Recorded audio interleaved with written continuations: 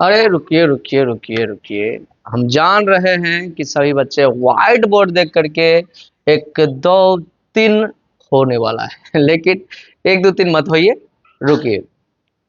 मात्र आप हमें 3 मिनट दीजिए, है ना।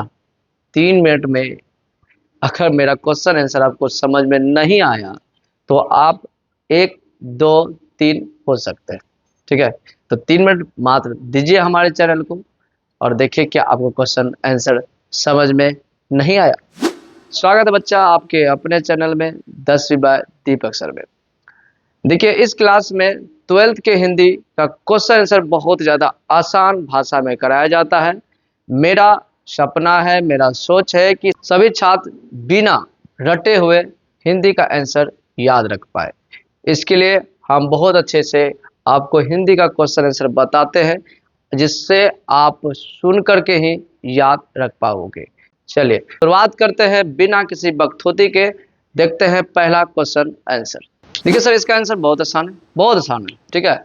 आप लोग भी सोचिए कि अगर हम में वाक शक्ति ना होती तो क्या होता। तो ये जो आप सुंदर सा संसार देख रहे हैं, पूरा संसार आपको गूंगी नजर आती, वीरान लगता पूरा का पूरा, है ना। कोई एक दूसरे से बातें नहीं करते हैं, है ना। कोई अपनी फीलिंग, अपनी दिल की बातें किसी को बयान नहीं कर पाते, है ना। और ये जो सुंदर संसार है, सुंदर ना लग करके हताश निराश और वीरान लगता, है ना। तो आंसर आप लिख सकते हैं, अगर हमें वाक शक्ति ना होती तो यह सुंदर सा संसार हमें गूंगी नजर आती, लोग अपनी भावनाओं को, अपनी दिल की बातों को एक दूसरे से बयान नहीं कर पाते और ये सुंदर सा संसार हमें वीरान नजर आती। तो आप इस तरह का इसका आंसर दे पाते हैं। आई होप आप लोगों को समझ में आया होगा। दूसरा क्वेश्चन क्या कहता है उनको सुनते हैं और समझते हैं। दूसरा क्वेश्चन कहता है कि बातचीत के संबंध में बेन जॉनसन और एडिसन के क्या विचार हैं।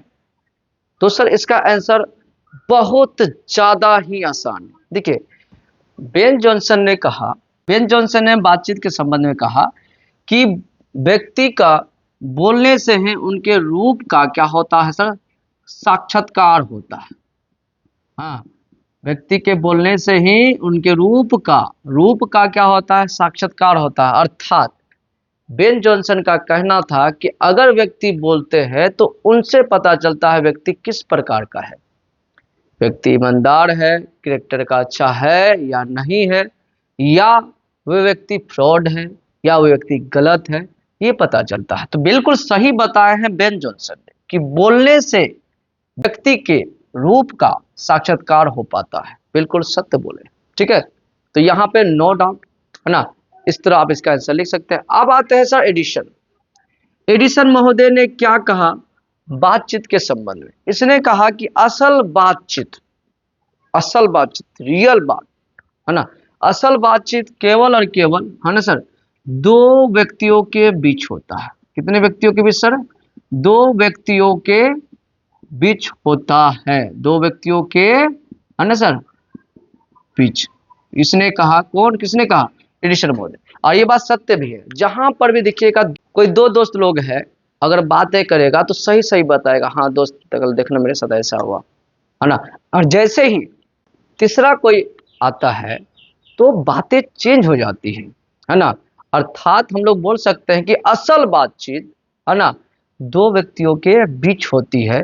बाकी जब तीसरा आ जाता है तो बात पलट जाती है, उलट जाती है, कोई और बातें मुद्दा चले जाती है।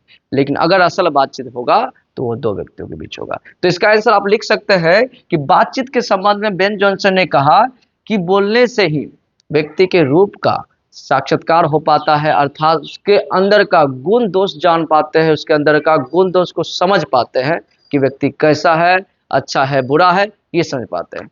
उसी तरह एडिसन ने कहा कि असल बातचीत, है ना, रियल बातचीत केवल और केवल दो व्यक्तियों के बीच होता है। आई होप आप लोगों को आंसर समझ में आया होगा। अगर आंसर समझ में आ रही है तो वीडियो को लाइक करें और सब्सक्राइब नहीं किए हैं तो सब्सक्राइब अवश्य करें। तीसरा क्वेश्चन क्या कहता है, चलिए सुनते हैं। तीसरा क्वेश्चन है कि आर्ट ऑफ कन्वर्सेशंस क्या है। आर्ट ऑफ कन्वर्सेशंस क्या है। तो देखिए सर, आर्ट ऑफ कन्वर्सेशन का जो मतलब होता है, मीनिंग होता है, वो होता है बातचीत करने का कला, है ना। क्या कला सर?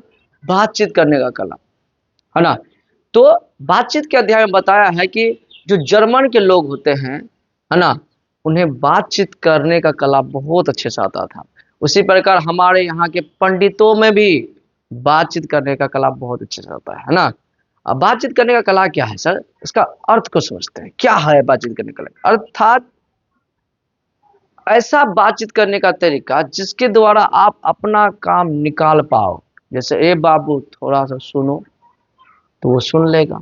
ये आर्ट ऑफ कन्वर्सेशन हुआ। अगर तुम लड़े छोरा, सुने नहीं चाहे, नहीं सुनेगा, है ना। ये आर्ट ऑफ कन्वर्सेशन के अंतर्गत नहीं आती है। बातचीत करने की कला जिसके द्वारा आप अपनी बात को मना पाओ, जिसके द्वारा अपने काम को आप निकाल पाओ, उसे कहते हैं आर्ट ऑफ कन्वर्सेशंस। क्या कहते हैं? Art of conversation. I hope आप लोगों को अच्छा लग रहा होगा। अब आते हैं अगला जो क्वेश्चन है सर, वो इस प्रकार है, थोड़ा ध्यान सुनिएगा। मनुष्य की बातचीत का उत्तम तरीका, है ना, क्या हो सकता है? आगे है इसके द्वारा वह कैसे अपने लिए सर्वथा नवीन संसार की रचना कर सकता है। चलिए इस बात को समझते हैं कि मनुष्य जो है बातचीत का उत्तम तरीका क्या हो सकता है, कि मनुष्य के बातचीत का उत्तम तरीका क्या हो सकता है। समझिए, इस अध्याय में जो बताया गया है, जो बात सत्य भी है, फैक्ट है सर, है ना। इसमें बताया गया है कि मनोवृत्ति अर्थात मन, अपने हृदय से, अपने मन से बात करना ही बातचीत का उत्तम तरीका है सर, है ना। और आप ये सोचिएगा सर, ये मन से बात करने से कैसे बातचीत का उत्तम तरीका है? तो ध्यान सुनिए हम क्या बोल रहे हैं।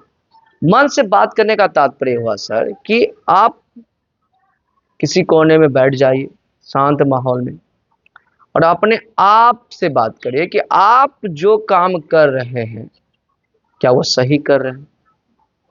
अर्थात अगर आप 12th के स्टूडेंट हैं, 12वीं के छात्र हैं, और आप पढ़ाई के बजाय क्रिकेट खेल रहे हैं, है ना।